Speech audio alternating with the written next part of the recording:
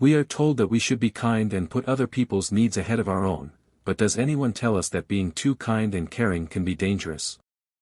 We live in a world where we don't always get what we give because it's full of generous people who see how their giving empties them both financially and emotionally.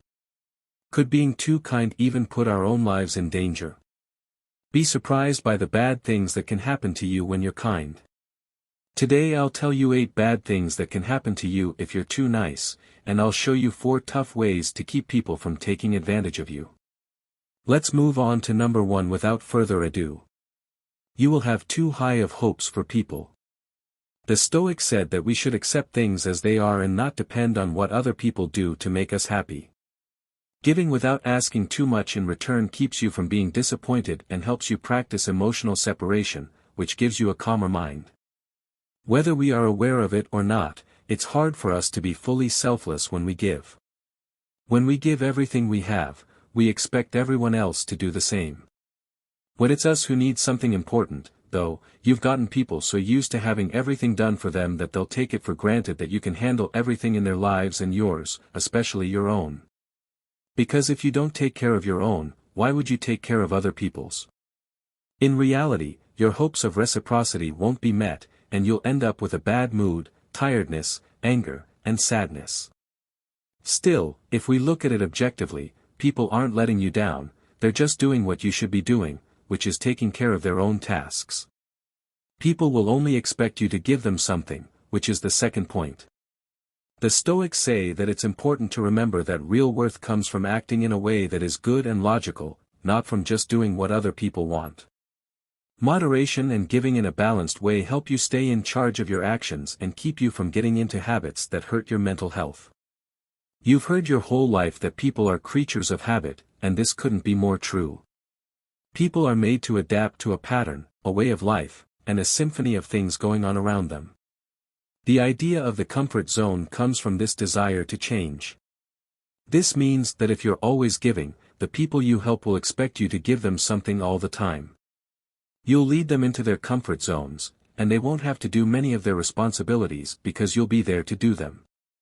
If you don't value yourself, no one is likely to look you in the eyes and tell you to think more about yourself. At least don't expect this kind of empathy from the people you help because they'd stick to their own Robin Hood, which would cost them a lot in there. Third, your goals will not be taken into account. The Stoics said that it's important to live by reason and virtue, to set limits, and to put our own responsibilities first if we want to stay in balance and not give up our identity and well-being for other people. If you put everyone else's needs before your own, you may end up running away from something inside you that hurts and scares you. How do you feel when you spend the weekend alone or come home every day knowing no one is there to greet you?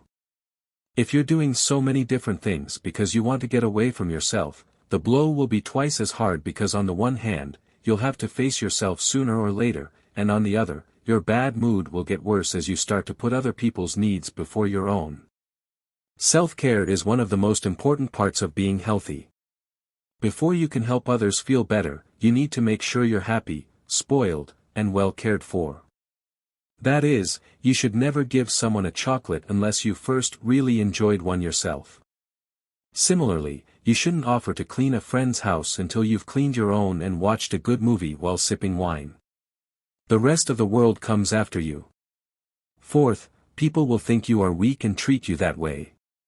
Stoicism tells us to work on being strong and in charge of ourselves.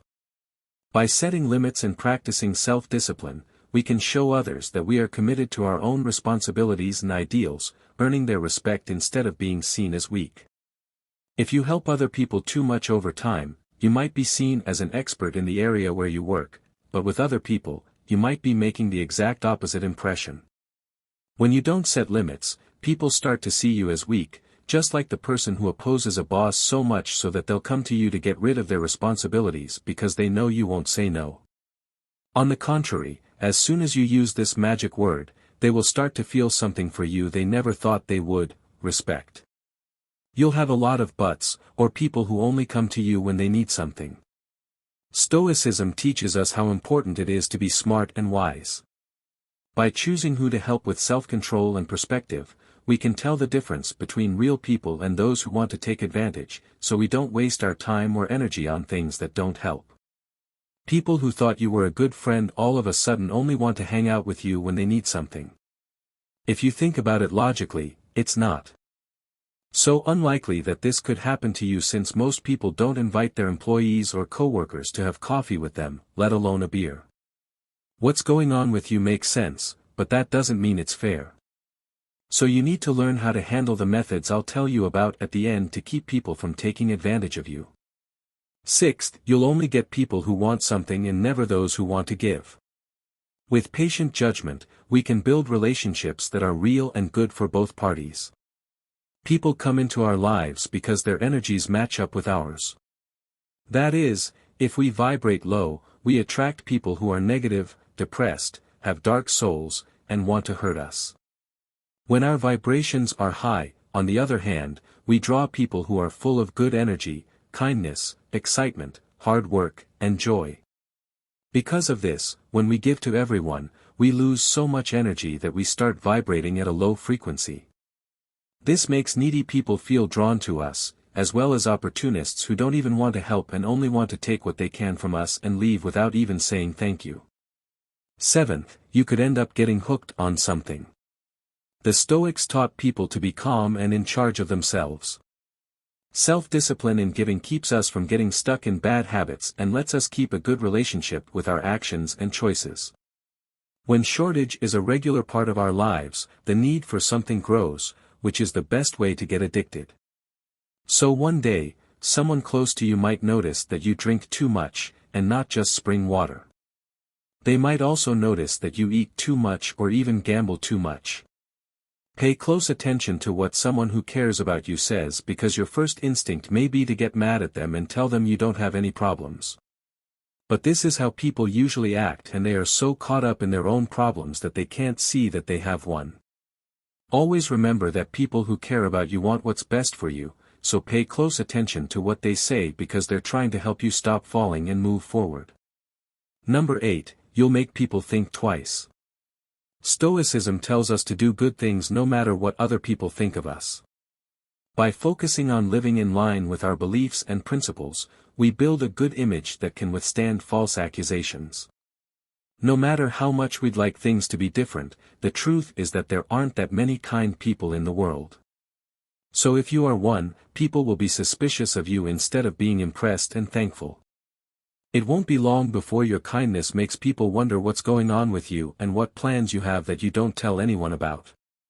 This could mean you've met a group of suspicious people, but it's more likely that they're just being honest. Most people who want to help too much are hiding such evil plans that it's best to stay away from them and refuse the help they offer. Now let's look at what you can do to stop people from taking advantage of you. Strategy number 1, pay attention to how you feel, because it's telling you something. Based on the Stoic idea of self-awareness, pay attention to how you feel. The Stoics thought it was important to think about yourself to understand your feelings and wants. By paying attention to your feelings, you can tell if you're giving too much and wearing yourself out mentally. This lets you change your focus and find a good balance. How does it make you feel to help other people? Thinking about yourself and putting yourself first is such a kind thing to do that you should feel like you're walking on clouds when you do it. So if you feel too busy, tired, angry, or used, it's time to listen to how you feel. If something you don't have to do makes you feel so bad, you shouldn't lie to yourself about it. Instead, find out how the help you're giving affects your health. Plan number 2, don't be afraid of the word no. Following the lessons of the Stoics, you should realize that your time and energy are important and need to be used in a balanced way. Self-control can be shown by being able to say no when you feel too busy or when the request is unfair. Even though the word no makes us think of bad things and sadness, it's normal for us to find it hard to say it.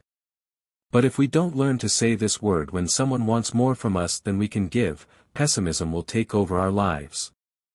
Practice in front of the mirror and tell yourself that it's the only way to regain your freedom and avoid unnecessary and possible risks. Music. Strategy 3, you have a time and a place for yourself, respect them. Following the Stoic values of self-discipline and self-respect, it's important to give yourself time and room to take care of yourself. Do what you like exercise, drawing, listening to music while having a cup of tea, or anything else that gets you going. Finish your responsibilities as soon as you can so you can try this out. You should take this very seriously, so seriously that you should schedule this time every day or every week.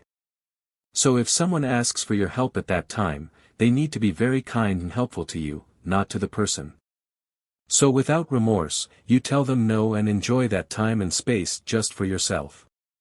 If you don't want to be so direct, you can offer to help at a different time but make it clear that you will only be able to help for a short time because you have other things to do. Strategy number 4, identify energy vampires and distance yourself from them. Following the Stoic principles of self-discipline and wisdom, it's important to know which relationships are good for you and which can drain you mentally.